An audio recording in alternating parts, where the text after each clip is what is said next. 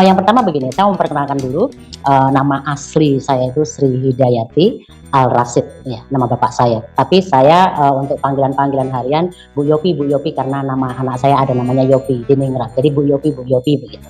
Nah, terus saya dari latar belakang Muslim, dari latar belakang Islam, saya 9 bersaudara. Bapak saya pensiunan angkatan darat dan di masa pensiunnya bapak saya itu ngajar ngaji, ibu juga. Terus di akhir hidupnya bapak saya itu jadi pemulung yang tukang menikahkan orang, tahu kan ya. Nah di situ, dan saya di masa-masa SMP SMA itu sering mengadakan kayak lomba-lomba qiraat, pidato, dan itu saya selalu menang. Semua itu nongseng kalau kata orang Belanda, ya nggak? Saya selalu menang. Dan ketika SMA dan saya pergi ke Jakarta, terus ke Surabaya. Nah mulai di Surabaya saya kerja di pabrik di Gresik. Tapi kalau Kamis malam Jumat saya pulang ke pondok. Ke pondok itu ke pondoknya mbah saya, keturunan dari bapak saya. Jadi setiap Kamis malam Jumat pulang ke pondok. Perjalanan 8 tahun di sana itu saya banyak berbagai yang namanya keyakinan. Tapi yang pasti semua latar belakang Islam yang lebih banyak, yang pasti begitu. Nah tiba-tiba begini, nggak pernah terpikir, nggak pernah Allah melihat atau ada nama Yesus, itu nggak pernah terpikir. Bahkan saya sebel, saya benci sama orang Kristen itu, saya benci. Jadi saya nggak punya teman orang Kristen, saya nggak punya. Tapi ketika di satu kosan itu ada 3 orang yang Kristen, tapi saya biasa aja, saya cuekin. Memang saya nggak suka gitu, pokoknya nggak suka sama berteman sama orang Kristen itu, saya nggak suka. Tiba-tiba kampret. Assalamualaikum warahmatullahi wabarakatuh.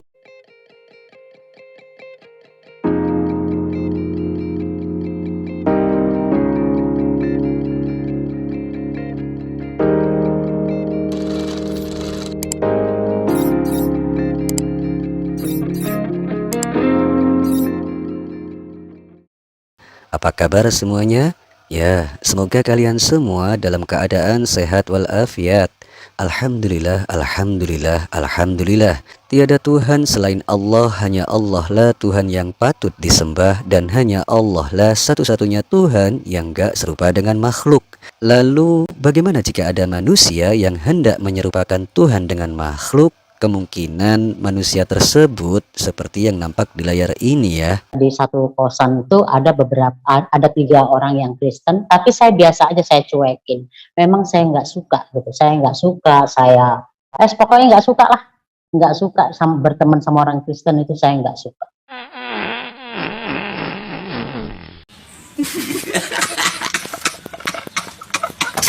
Dengan nenek yang ngakunya murtadin, sebut saja nenek Sudrun.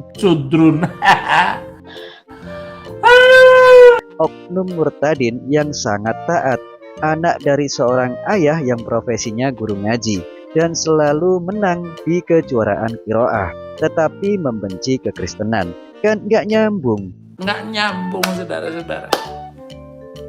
Ya tapi mau gimana lagi, namanya juga Oten Ongok Raya. Kisahnya yang gak nyambung tapi bisa bikin kita dimabuk kepayang. Yuk simak kisah selanjutnya. Tiba-tiba terjadi persoalan di pabrik, terjadi pengurangan karyawan dan malah saya di PHK. Nah di situ saya bingung, waduh udah jauh dari keluarga, mana nggak ada kerjaan, nganggur. Jadi saya berdoa, saya sholat tahajud, sepertinya beban gitu. Di rantauan nggak punya duit, nggak punya kerjaan, satu bebannya. Nggak tahunya malam itu kok saya datang di pintu gitu, sosok apa ya kalau saya bilang itu, ketika itu saya nggak ngerti apa-apa, maksudnya ada orang gitu, orangnya ganteng gitu ya, ganteng gagah gitu, pakai sorban. Wah, bisa jadi itu jin ganteng, Nek. Wah, nenek mah tahu aja yang ganteng-ganteng. Atau jangan-jangan pria sejati yang memang berjodoh dengan nenek nih. Siapa tahu pria gantengnya itu seperti ini. Ya wajahnya seperti ini. Ya waktu muda ya ganteng. Ya oke lah, pengakuan nenek yang rajin sholat, rajin puasa, rajin berdoa, dan rajin segala-galanya itu mungkin saja nenek perlu tambah lagi ibadahnya. Misal, kalau narasinya ditambahin puasa Daud, nah tuh biar makin keren kesaksiannya. Oten-oten, dari dulu sampai sekarang sok-sokan yang paling rajin saat masih di Islam. Kesaksian nenek malah bikin geli umat Islam tahu. Taat, taat, taat, tapi murtad. Taat apaan? Tai kucing. Nggak tahunya malam itu kok saya datang di pintu gitu, sosok apa ya kalau saya bilang itu ketika itu saya nggak ngerti apa-apa, maksudnya ada orang gitu, orangnya ganteng gitu ya, ganteng gagah gitu pakai sorban.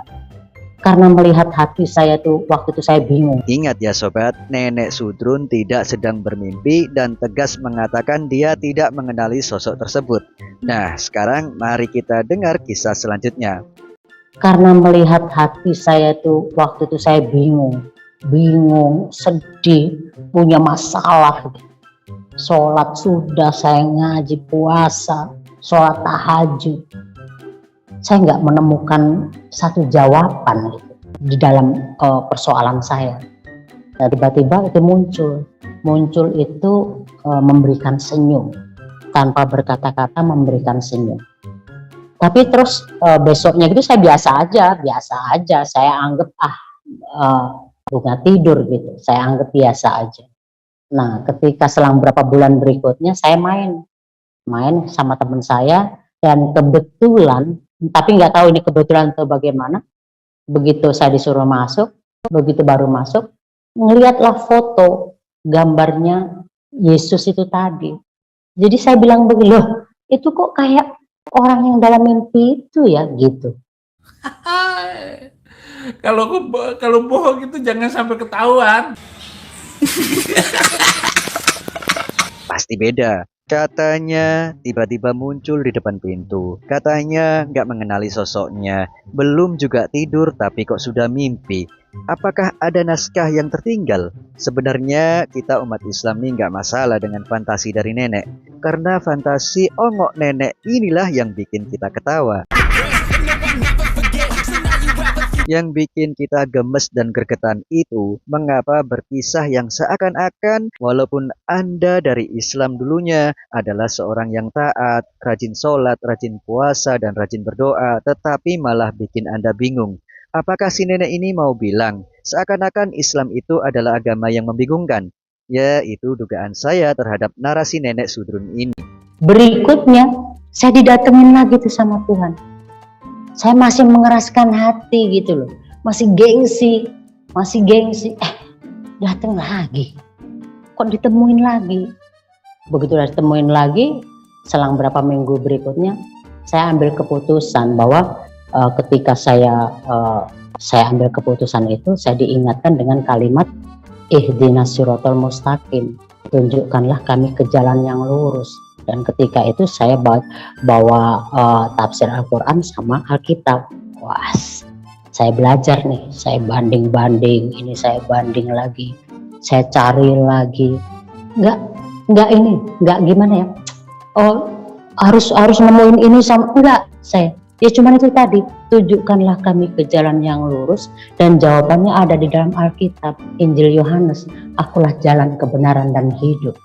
Di situ saya ambil keputusan untuk terima Yesus sebagai Tuhan dan Juru Selamat pribadi saya. Domba, penipu dalam nama agama. Jurus andalan murtadin kampret, ihdinas siratal mustaqim, dirubah menjadi Yohanes. Selalu saja begitu kerjaannya, suka merubah-rubah firman Allah. Dasar Oten betina. Saya cukupkan videonya sampai di sini. Biarlah yang ongok pada murtad. Assalamualaikum warahmatullahi wabarakatuh. Salam satu Tuhan.